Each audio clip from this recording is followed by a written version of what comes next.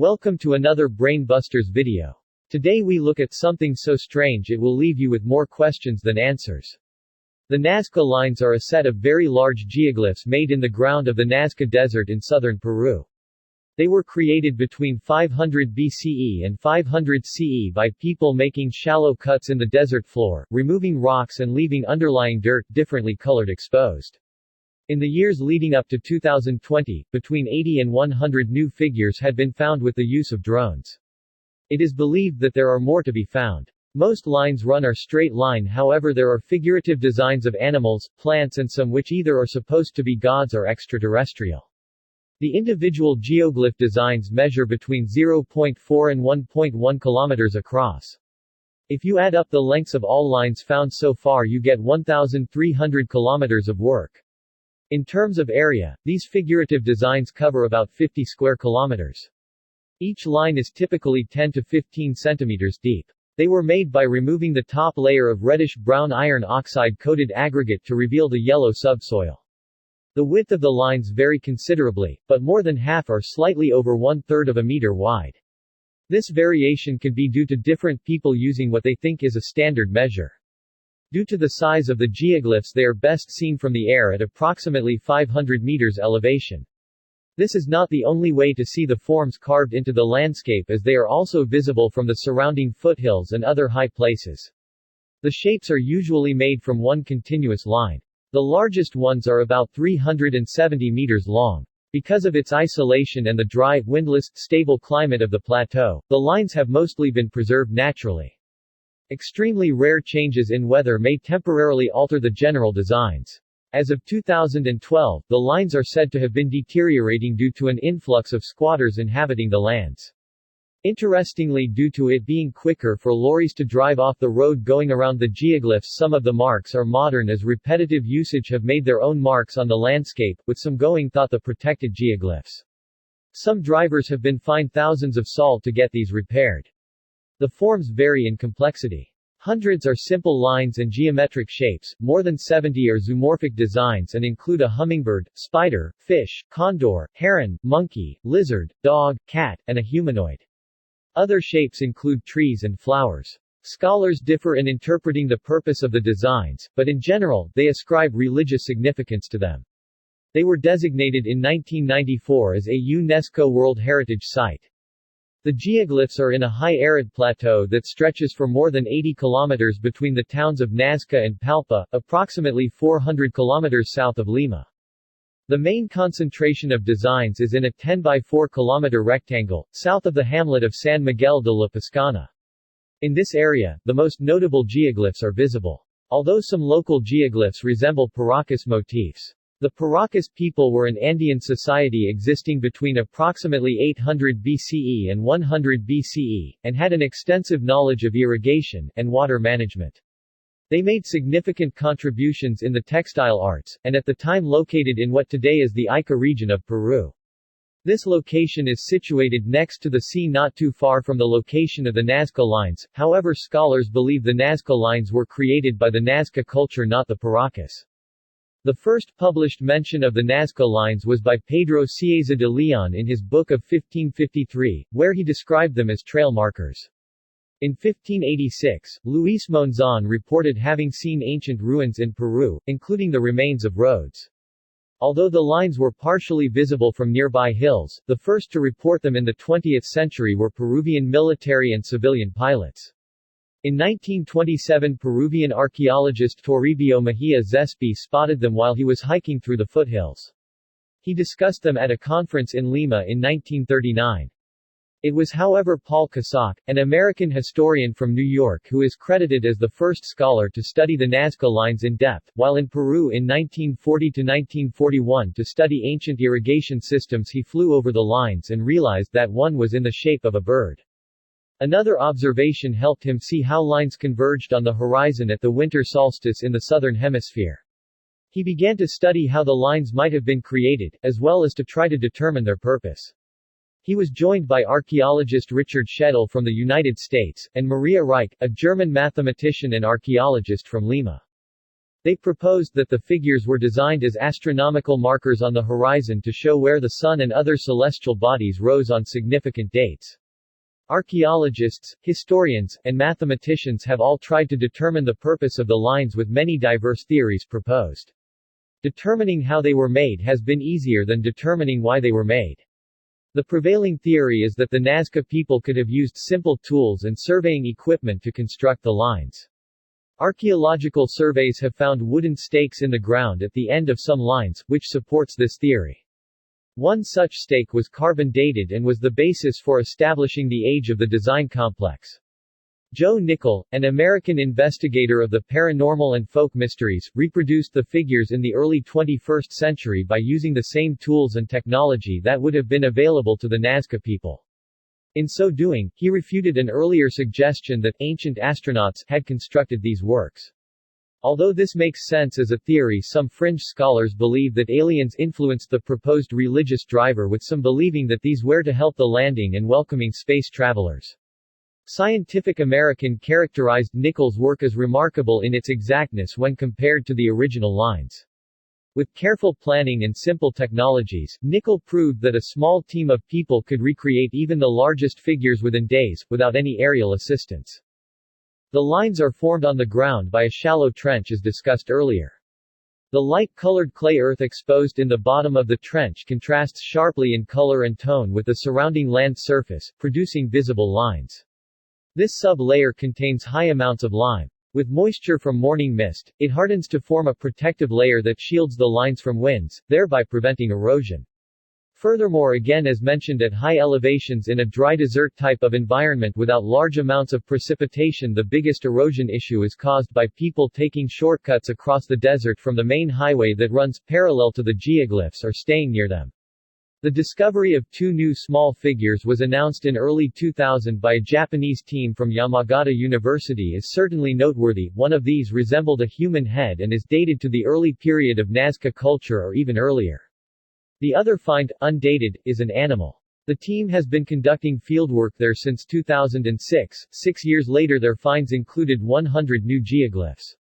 In March 2012 the university announced that it would open a new research center at the site related to a long-term project to study the area the duration of 15 years.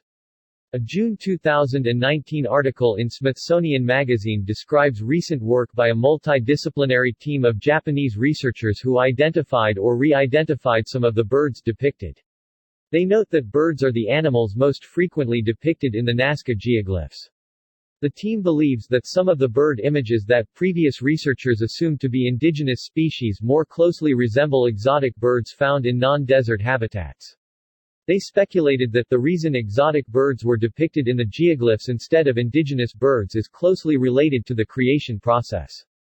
The discovery of 143 new geoglyphs on the Nazca Pampa and in the surrounding area was announced in 2019 by Yamagata University and IBM Japan. One of these was found by using machine learning techniques. Lines forming the shape of a cat were discovered on a hill in 2020. The figure is on a steep slope prone to erosion, explaining why it had not previously been discovered until archaeologists carefully revealed the image. Drones also are revealing sites for further research. Anthropologists, ethnologists, and archaeologists have studied the ancient Nazca culture to try to determine the purpose of the lines and figures. One hypothesis is that the Nazca people created them to be seen by deities in the sky. Some question if these deities were extraterrestrials, while others speculated that the ideologies of the culture was based on hallucinogenic properties of local substances. Paul Kasak and Maria Reich advanced a purpose related to astronomy and cosmology, as has been common in monuments of other ancient cultures. It was theorized that these lines were intended to act as a kind of observatory, pointing to the places on the distant horizon where the sun and other celestial bodies rose or set during solstices. Many prehistoric indigenous cultures in the Americas and elsewhere constructed earthworks that combined such astronomical sighting with their religious cosmology. For example, Stonehenge in England. Another example is Newgrange in Ireland that has tombs that are oriented to admit light at the winter solstice. Both examples here are similar to hundreds of locations in Europe alone. Not to mention the pyramids of Egypt and their astral alignments mirroring the structure's locations. However, Gerald Hawkins and Anthony Aveni, experts in archaeoastronomy, concluded in 1990 that the evidence was insufficient to support such an astronomical explanation. Maria Reich asserted that some or all of the figures represented constellations. By 1998, Phyllis B. Pitliga, a protege of Reich and senior astronomer at the Adler Planetarium in Chicago, had concluded that the animal figures were representations of heavenly shapes. According to the New York Times, Pitliga contends they are not shapes of constellations, but of what might be called counter-constellations, the irregularly shaped dark patches within the twinkling expanse of the Milky Way. Anthony Aveni criticized her work for failing to account for all the details. Alberto Rossel Castro in 1977 proposed a multifunctional interpretation of the geoglyphs. He classified them into three groups. The first appeared to be tracks connected to irrigation and field division, the second are lines that are axis connected with mounds and large stacks of stones. The third was linked to astronomical interpretations. In 1985, archaeologist Johann Reinhard published archaeological, ethnographic, and historical data demonstrating that worship of mountains and other water sources predominated in Nazca religion and economy from ancient to recent times. He theorized that the lines and figures were part of religious practices involving the worship of deities associated with the availability of water, which directly related to the success and productivity of crops. He interpreted the lines as sacred paths leading to places where these deities could be worshipped. The figures were symbols representing animals and objects meant to invoke the aid of the deities in supplying water. The precise meanings of many of the individual geoglyphs remain unknown. One theory was that the Nazca people may have used the lines and trapezes as giant, primitive looms to fabricate the extremely long strings and wide pieces of textiles typical of the area.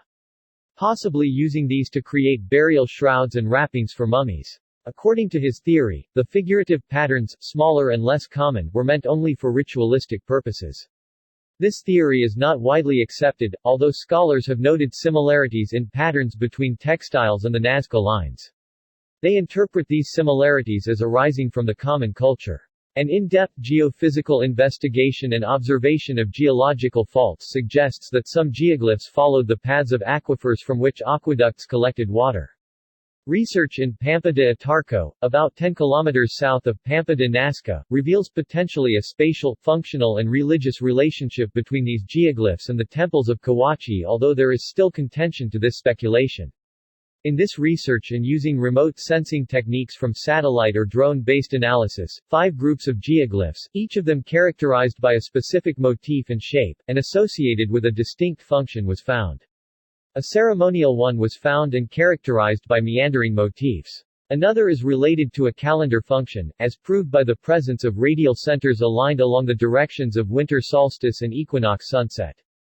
As with earlier scholars, the researchers believed that the geoglyphs were the venues of events linked to the agriculture calendar. These also served to strengthen social cohesion among various groups of pilgrims, sharing common ancestors and religious beliefs. All of the theories are interesting and plant magnificent images of what the Nazca lines were about, however we may never know exactly what took place at the site and what geoglyphs were added when exactly. An interesting alternative explanation of how the Nazca lines were made was from Jim Woodman, who theorized that the Nazca lines could not have been made without some form of flight to observe the figures properly. Based on his study of available technology, he suggests a hot air balloon was the only possible means of flight at the time of construction. To test this hypothesis, Woodman made a hot air balloon using materials and techniques he understood to have been available to the Nazca people. The balloon flew, after a fashion. Most scholars have rejected Woodman's thesis because of the lack of any evidence of such balloons. In addition to the erosion methods discussed earlier, due to climate change, heavy rain and mudslides are now affecting the region more. Due to the superficial trenches of the lines, there is a strong possibility that over the next few years there will be much more damage to the Nazca lines than ever faced in history. In 2007 it was noted that the road parallel to the site was damaged by heavy rain and should serve as an indicator of how damaging the changing climate may impact something that has been around for years. In 2012, squatters occupied land in the area, damaging a Nazca-era cemetery and allowing their pigs to have access to some of the land. In 2013, machinery used in a limestone quarry was reported to have destroyed a small section of a line, and caused damage to another. In December 2014, a controversy arose as Greenpeace activists set up a banner within the lines of one of the geoglyphs, inadvertently damaging the site. Greenpeace issued an apology following the incident, though one of the activists was convicted and fined for their part in causing damage. The Greenpeace incident also directed attention to other damage to geoglyphs outside of the World Heritage Area caused in 2012 and 2013 by off-road vehicles of the Dakar Rally, which is visible from satellite imagery. The Paracas culture is considered by some historians to be the possible precursor that influenced the development of the Nazca Lines. Many geoglyphs of the Paracas predate the Nazca Lines by 1,000 years. Some demonstrate a significant difference in the subjects and locations, such as some being on hillsides and many representing warriors. There are other alternative theorists who think they are related to extraterrestrial influence. Further north from the Nazca region was the Palpas region, and along the Peruvian coast are other glyphs from the Chincha culture that have also been discovered. In fact, modern-day glyphs can be found on the side of mountains and hills in central Peru, typically supporting political parties through the abbreviated names of these groups. It looks like this tradition in one form or another will continue into the future thanks to cultural significance of the Nazca Lines.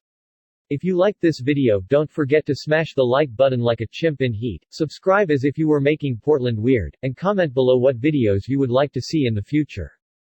Thanks for watching. Now consume more Brain Busters content.